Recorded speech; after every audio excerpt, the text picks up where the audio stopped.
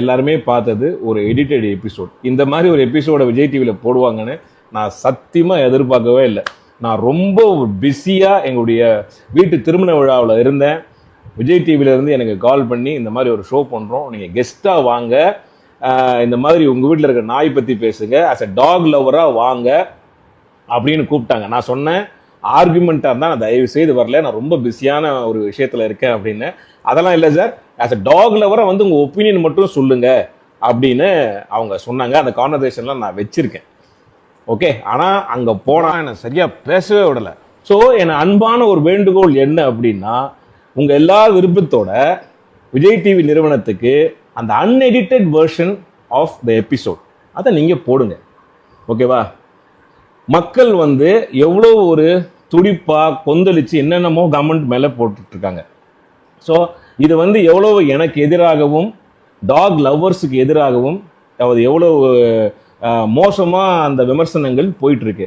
ஆக்சுவலாக நான் நிகழ்ச்சிக்கு வந்ததுக்கான முதன்மை காரணம் நான் வந்து டாக் மேலே வச்சிருக்கிற அன்பும் பற்றும் தான் முதல் காரணம். ரெண்டாவது, இந்த மாதிரியான ஒரு சென்சேஷனல் இஷ்யூ போயிட்டு இருக்கும்போது டாக் ஹேட்டர்ஸுக்கும் சரி டாக் லவ்வர்ஸ்க்கும் சரி பொதுவாக இந்த சமுதாயத்துக்கு நம்ம இந்த விஷயத்தில் ஒரு தீர்வு கிடைக்கும் அப்படின்ற ஒரு நம்பிக்கையில் தான், அதுவும் கோபியுடைய ஷோ அப்படின்ற நம்பிக்கையில் தான் நான் வந்து என்னோட நேரத்தை ஒதுக்கி அந்த இடைப்பட்ட நேரத்தில் வந்து அந்த நிகழ்ச்சிக்கு வந்து அது எல்லாருக்குமே தெரியும். ஆச்சரியமே கேட்டாங்க, என்ன சார் வீட்டில் கல்யாணம் வச்சுட்டு நீங்கள் வந்தீங்களா நாய்க்காக அப்படிலாம் கேட்டாங்க. ஆனால் எபிசோட் பண்ணும்போது பார்த்தீங்களா 9 மணிக்கு மேலே வரக்கூடாது அது மட்டும் போட்டாங்க. நல்லா நீங்கள் பாருங்கள், நான் சொல்லியிருக்கிற விஷயம் வந்து 3 பகுதியாக நான் பேசினது. ஒன்று வந்து நாயினுடைய குணம், ரெண்டாவது நம்முடைய பிஹேவியர், மூணாவது அதுக்கான தீர்வு. அந்த தீர்வையும் நம்முடைய பிஹேவியரையும் சொன்னதை வந்து அவங்க போடவே இல்லை. 9 மணிக்கு மேலே நாய்க்கு தெரியாது நீ நல்லவனா கெட்டவனா அப்படின்னு. அது டெரிட்டரியில் மார்க் பண்ணி வச்சிருக்கோம். வந்தா கொலைக்கும் கடிக்கும் புது ஆள் வந்தா அப்படின்றது தான் நாங்கள் பதிவு பண்ணேன். ஆனால் வெறும் 9 மணிக்கு மேலே வரக்கூடாது, 11 மணிக்கு கூட யாருமே ஏரியாக்குள்ளே வரக்கூடாது அப்படின்னு கட் பண்ணி அவர் கேட்ட கேள்வி ரியாக்ஷனில் இதை வந்து போட்டிருக்காங்க. நீங்கள் பார்த்த எபிசோடு வந்து ஒரு சினிமா தான், எல்லாரும் கட் பண்ணி ரியாக்ஷனோட போட்டிருக்காங்க. ஸோ இதனால வந்து பார்த்தீங்கன்னா ஒரு நாய்க்காக பேச வந்தவங்க எல்லாமே இன்னைக்கு ட்ரோல் செய்யப்படுகிறாங்க. இந்த நிகழ்ச்சியை பார்த்தீங்கன்னா rich versus poor, haters versus lovers அப்படி ஆகி போச்சு. அந்த மாதிரி ஒரு டிபேட் நிகழ்ச்சி இருக்கக்கூடாதுன்னு தான் என்னோட தாழ்மையான ஒரு ஒப்பீனியன். ஒரு டிபேட் நடக்கும்போது அதில் வந்து கடைசி நமக்கு ஒரு தீர்வு கிடைக்கணும்.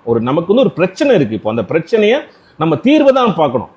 அதை பார்க்காம இந்த நிகழ்ச்சி இந்த மாதிரி ஒரு சென்சேஷனுக்காகவும் ஒரு டிஆர்பிக்காகவும் இந்த நிகழ்ச்சி வந்து நடந்திருக்கும் போது எனக்கு ரொம்ப எனக்கு பார்த்தீங்கன்னா ஒரு மன உளைச்சல தான் இருக்கு. மக்கள் நீங்க வந்து தயவு செய்து புரிஞ்சிக்க வேண்டியது என்னன்னா, இந்த மாதிரியான ஒரு நிகழ்ச்சி ஒரு என்டர்டெயின்மெண்ட்டுக்காக கட் பண்ணி ஒரு சென்சேஷனல் இஷ்யூவை வந்து என்டர்டெயின்மெண்ட்டுக்காக பண்ணி மக்களிடையே இந்த மாதிரி ஒரு வன்முறையை தூண்டுறாங்களோ அப்படின்றது எனக்கு ஒரு பெரிய சந்தேகத்துக்கான ஒரு விஷயமா இருக்குது. அதனால இதெல்லாம் வந்து நீங்க பார்க்காம நீங்க வந்து அதே கமெண்ட்ல அதே போடுங்க. விஜய் டிவிக்கு கேளுங்க, கோபி சார்ட்டே கேளுங்க, அன்எடிட்டட் வெர்ஷனை தயவு செய்து போட சொல்லுங்க.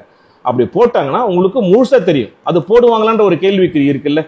அதே மாதிரி முக்கியமா வந்து ஒரு பாதிக்கப்பட்டவங்களை வச்சு ஒரு நிகழ்ச்சி பண்றது, அதுவும் ஒரு ஸ்பான்சர்ட் நிகழ்ச்சியை பண்றது எந்த விதத்துல நியாயம்? அந்த கேள்வியும் நம்ம கேட்கணும்ல. நான் எபிசோடு பார்க்கும்போது தான் தெரிஞ்சுது. ஏன்னா நான் அந்த நிகழ்ச்சிக்கு வந்து எல்லா ஷூட்டிங் முடிஞ்சு கடைசியில் தான் நான் வந்து ஜாயின் பண்ணேன். ஸோ எனக்கு வந்து அங்கே என்ன நடந்ததுன்னு தெரியல. நல்ல விஷயத்த ஒரு தீர்வா ஒரு விஷயத்த ஒரு எபிசோட போடாம இது வந்து ஒரு பிரச்சனையா உருமாறி இருக்கு. ஸோ அதனால பதில் கொடுக்க வேண்டிய கட்டாயத்தில் நாங்கள் இருக்கோம். அதனால நான் அன்பா எல்லாருக்குமே சொல்றேன், யாரையுமே எதிர்த்து நான் எதுவுமே பேசவே இல்லை. நீங்க யாரும் இங்கே வராதீங்க, ஏன் வரீங்க அப்படின்ற மாதிரியான விஷயங்கள் அந்த அர்த்தத்தில் ஒரு ஹார்ட்லெஸ்ஸா நான் பேசவே இல்லை. நாயினுடைய குணத்தை மட்டும்தான் அப்படிதான் நாய் பிஹேவ் பண்ணோம். ஒரு தெருநாய் அப்படிங்கிறது ஒரு பதட்ட நிலையிலேயே எப்பவுமே இருப்பாங்க. இந்த விஷயங்கள் எல்லாம் சொன்னேன், நிறைய விஷயங்கள் சொன்னேன், எங்க வீட்டு நாயை பத்தி சொன்னேன். இதெல்லாம் எதுவுமே அவங்க போடல. பொதுமக்கள் யாரும் தயவுசெய்து என்ன தப்பா நினைக்காதீங்க. அப்படியே நீங்க என்னுடைய பேச்சால உங்களுக்கு யாருக்காவது காயமடைந்தீர்கள், பாதிக்கப்பட்டவர்கள், உங்களுக்கு அது தப்பா தோணுச்சுன்னா தயவுசெய்து என்னை மன்னிச்சிடுங்க. நான் அந்த மாதிரியான எந்தவித ஒரு எண்ணத்திலையுமே நான் இதில் கலந்துக்கல. மனிதர்கள் மேல இருக்க அன்பினாலையும் நாயின் மேல இருக்கக்கூடிய அன்பினாலையும் நம்ம இது ரெண்டுத்துக்குமே ஒரு தீர்வு கிடைக்கும் அப்படின்ற ஒரு நோக்கத்தை நான் நிகழ்ச்சிக்கு போனேன். ஆனா நான் போன எண்ணமும் வேற, அங்கே நடந்தது வேற. அதனால தயவுசெய்து நீங்க இதை எல்லாரும் புரிஞ்சுப்பீங்கன்னு நினைக்கிறேன். உங்கள் அன்பை என்றும் நாடும். படவா கோபி. நன்றி.